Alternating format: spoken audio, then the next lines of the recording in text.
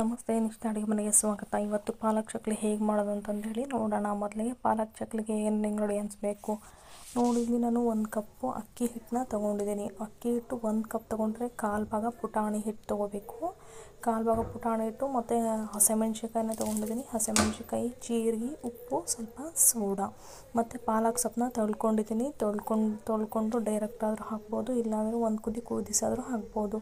Direct ಹಾಕೋರಾದರೆ flavour ತಿನ್ನೋದಾದರೆ direct ಹಾಕ್ಕೊಳ್ಳಿ. Flavour ಇಷ್ಟ ಆಗಲ್ಲ, ಬರೀ ಗ್ರೀನ್ ಕಲರ್ ಇರಬೇಕು ಅಂತ ಆದರೆ ಸ್ವಲ್ಪ ಒಂದು ಕುದಿ ಕುದಿಸಿ ಆಮೇಲೆ ಹಾಕ್ಕೊಳ್ಳಿ. ಓಕೆನಾ. ನಮಗೆ ಖಾರ ಎಷ್ಟು ಬೇಕೋ ಅಷ್ಟು ಖಾರನ ಹಾಕ್ಕೊಳ್ಳಿ. ಅಂದರೆ 6ರಿಂದ 7 ಮೆಣಸಿನ್ಕಾಯಿ ಹಾಕ್ಕೊಳ್ಳಿ.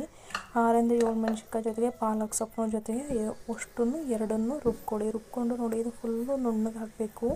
ಈ ನುಣ್ಣಗಾದ್ಮೇಲೆ ಈ ಹಿಟ್ಟಿನ ಜೊತೆಗೆ ಮಿಕ್ಸ್ ಮಾಡ್ಕೊಳ್ಬೇಕು. ಅಕ್ಕಿ ಹಿಟ್ಟು, ಪುಟಾಣಿ ಹಿಟ್ಟು, ಹುರ್ಗಡ್ಲೆ ಹಿಟ್ಟು ಅಂತೀವಲ್ವ, ಅದಕ್ಕೆ ಪುಟಾಣಿ ಹಿಟ್ಟು, ಜೀರಿಗೆ, ಉಪ್ಪು, ಸ್ವಲ್ಪ ಸೋಡಾ.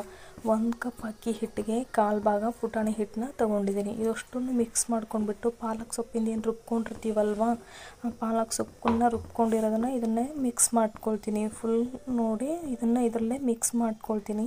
ಸ್ವಲ್ಪ ಎಣ್ಣೆ ಕೂಡ ಬಿಸಿ ಮಾಡ್ಕೊಳ್ತೀನಿ. ಒಬ್ಬೊಬ್ಬರಿಗೆ ಪಾಲಕ್ ಸೊಪ್ಪು ಸ್ಮೆಲ್ ಅಂದರೆ ಇಷ್ಟ ಆಗಲ್ಲ. ಹಾಗಿದ್ದವರು ಅದನ್ನು ಒಂದು ಕುದಿ ಕುದಿಸಿ ಆಮೇಲೆ ಮಿಕ್ಸಿನ ಮಾಡ್ಕೊಳ್ಳಿ.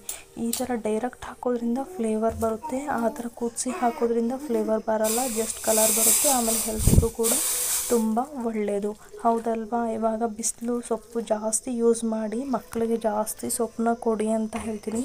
ಮಕ್ಕಳು ಈ ಥರ ಮಾಡಿದರೆ ಇಷ್ಟಪಟ್ಟು ತಿಂತಾರೆ ಅಲ್ವಾ. ಸೊ ಅದಕ್ಕೋಸ್ಕರ ಚಕ್ಲಿ ಆ ಥರ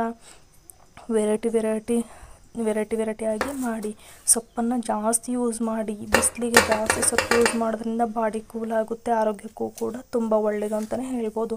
ನಾರ್ಮಲ್ ನಾವು ಚಪಾತಿ ಹಿಟ್ಟು ಯಾವ ಥರ ಕಾಯಿ ಇಟ್ಕೊಳ್ತೀವೋ ಅದೇ ಥರ ಇದನ್ನು ಕೂಡ ಕಾಯಿ ಇಟ್ಕೊಳ್ತೀನಿ. ಇದನ್ನು ಬಿಸಿನೀರಲ್ಲೇ ನಾನು ಕಾಯಿ ಇಟ್ಕೊಡ್ತೀನಿ. ಸ್ವಲ್ಪ ಬೆಚ್ಚಲ್ ನೀರಲ್ಲೇ ಇದನ್ನು ಕೂಡ ಕಾಯಿ ಇಟ್ಕೊಂಡಿದ್ದೀನಿ. ಕಾಯಿ ಇಟ್ಕೊಂಡ್ಬಿಟ್ಟು ಸಣ್ಣ ಉಂಡೆಯಾಗಿ ಮಾಡ್ಕೊತೀನಿ. ಸಣ್ಣ ಉಂಡೆ ಮಾಡಿಕೊಂಡು ನಾರ್ಮಲ್ ನಾವು ಚಕ್ಲಿ ಯಾವ ಥರ ಮಾಡ್ತೀವೋ ಚಕ್ಲಿ ಒರಳಲ್ಲಿ ಹಾಕ್ಕೊಂಡು ಅದೇ ಥರ ಇದನ್ನು ಚಕ್ಲಿ ಒರಳಲ್ಲಿ ಕೂಡ ಹಾಕ್ಕೊಂಡು ಮಾಡ್ಕೊಳ್ತೀನಿ. ಫ್ರೆಂಡ್ಸ್, ಯಾರೆಲ್ಲ ಸಬ್ಸ್ಕ್ರೈಬ್ ಆಗಿಲ್ಲ ಸಬ್ಸ್ಕ್ರೈಬ್ ಆಗಿ, ಬೆಲ್ ಬಟನ್ ಪ್ರೆಸ್ ಮರೆಯೋದು ಮಾತ್ರ ಮರಿಬೇಡಿ. ನಾನು ಮಾಡೋ ವೀಡಿಯೋಸ್ ಎಲ್ಲ ನಿಮ್ಗೆ ಇಷ್ಟವಾಗ್ತಿದೆ ಅಂತ ಅಂದ್ಕೊಳ್ತಿದ್ದೀನಿ ಅಲ್ವಾ. ನೋಡಿ, ಎಣ್ಣೆ ಕಾದಾದಮೇಲೆ ಇವಾಗ ಕಾದಿದೆ ಅಂತ ಸ್ವಲ್ಪ ಹಾಕಿ ನೋಡಿ, ಗೊತ್ತಾಗುತ್ತೆ ಅಲ್ವಾ. ಆಮೇಲೆ ಒಂದೊಂದನಾಗಿ ಚಕ್ಲಿ ಮಾಡ್ಕೊಂಡಿರ್ತೀವಲ್ವ, ಅವನ್ನ ಚಕ್ಲಿಗಳನ್ನು ಒಂದೊಂದಾಗಿ ಹಾಕ್ಕೊಳ್ತೀನಿ. ಇದಕ್ಕೆ ಕಲರ್ ಕೂಡ ಆ್ಯಡ್ ಮಾಡ್ಕೋಬೋದು. ಕಲರ್ ಬೇಡ, ನ್ಯಾಚುರಲ್ ಆಗಿ ಇರಲಿ ಅನ್ನೋದಕ್ಕೋಸ್ಕರ ನ್ಯಾಚುರಲಾಗಿ ಮಾಡ್ಕೊಳ್ಳಿ. ಯಾವುದೇ ಆಗಲಿ ಫುಡ್ ಕಲರ್ ಯೂಸ್ ಮಾಡೋದು ಬೇಡ, ಈ ಥರನೇ ಇರಲಿ. ಪಾಲಕ್ ಸೊಪ್ಪು ಗ್ರೀನ್ ಇರುತ್ತೆ, ಮೆಣಸಿನ್ಕಾಯಿನೂ ಗ್ರೀನ್ ಇರುತ್ತಲ್ವ, ಗ್ರೀನ್ ಕಲರೇ ಇರುತ್ತೆ, ಚೆನ್ನಾಗಿ ಕೂಡ ಕಾಣಿಸುತ್ತೆ. ನೋಡಿ ಎಷ್ಟು ಚೆನ್ನಾಗಿ ಕಾಣಿಸ್ತಿದೆ ಅಲ್ವಾ. ಇದನ್ನು ಮೀಡಿಯಮ್ ಫ್ಲೇಮಲ್ಲೇ ಇಟ್ಕೊಂಡು ಜಾಸ್ತಿ ಹೊತ್ತು ಫ್ರೈ ಮಾಡಬೇಕು, ಅಂದರೆ ಇದು ಕ್ರಿಸ್ಪಿಯಾಗಿ ಬರುತ್ತೆ. ಬೇಗ ಜೋರಾಗಿ ಇಟ್ಕೊಂಡು ಬೇಗ ಕರೆಕ್ಟಾಗಿಬಿಟ್ರೆ ಒನ್ ಡೇ ಅಷ್ಟೇ ಕ್ರಿಸ್ಪಿಯಾಗಿರುತ್ತೆ, ಸೆಕೆಂಡ್ ಡೇಗೆ ಅದು ಮೆತ್ತಗಾಗಿಬಿಡುತ್ತೆ. ಸೊ ಅದಕ್ಕೋಸ್ಕರ ಇದನ್ನು ಮೀಡಿಯಮ್ ಫ್ಲೇಮಲ್ಲೇ ಇಟ್ಕೊಂಡು ನೋಡಿ ಈ ಥರ ಕ್ಲೀನಾಗಿ ಕರ್ಕೊಳ್ಬೇಕು. ಕೆಂಪು ರೋಸ್ಟ್ ಆಗೋವರೆಗೂ ಕರ್ಕೊಳ್ಬೇಕು. ನೋಡಿ ಯಾವ ಥರ ಕಾಣಿಸ್ತಿದೆ ಅಂತ ಅಂದರೆ ಎಷ್ಟು ಚೆನ್ನಾಗಿ ಕಾಣಿಸುತ್ತೆ ಗೊತ್ತಾ. ಪಾಲಕ್ ಸೊಪ್ಪಿನ ಚಕ್ಲಿ ಅಂದರೆ ಈ ಥರನಾ ಅಂತ ನೀವೇ ಎಕ್ಸ್ಪೆಕ್ಟೇಷನ್ನೇ ಮಾಡೋಕ್ಕಾಗಲ್ಲ. ಮಕ್ಕಳು ಕೂಡ ಗ್ರೀನ್ ಕಲರ್ ಇರುತ್ತೆ, ತುಂಬ ಇಷ್ಟಪಟ್ಟೆ ತಿಂತಾರೆ.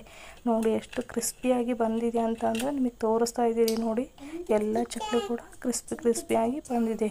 ನೋಡಿ ನೀವು ಇದೇ ಥರ ಕೂಡ ಟ್ರೈ ಮಾಡಿ ನೋಡಿ ಹೇಗಾಗಿದೆ ಅಂತಂದೇಳಿ ಕಮೆಂಟ್ ಮೂಲಕ ತಿಳಿಸಿ. ಯಾರೆಲ್ಲ ಸಬ್ಸ್ಕ್ರೈಬ್ ಆಗಿಲ್ಲ ದಯವಿಟ್ಟು ಸಬ್ಸ್ಕ್ರೈಬ್ ಆಗಿ ಅಂತ ಬೆಲ್ ಬಟನ್ ಪ್ರೆಸ್ ಮಾತ್ರ ಮರೆಯೋದು ಬೇಡ ಫ್ರೆಂಡ್ಸ್. ಓಕೆನಾ. ನಿಮಗೆ ಪಾಲಕ್ ಚಕ್ಲಿ ಇಷ್ಟ ಆಗಿದೆ ಅಂತ ಅನ್ಕೊಡ್ತೀನಿ friends. Thank you so much.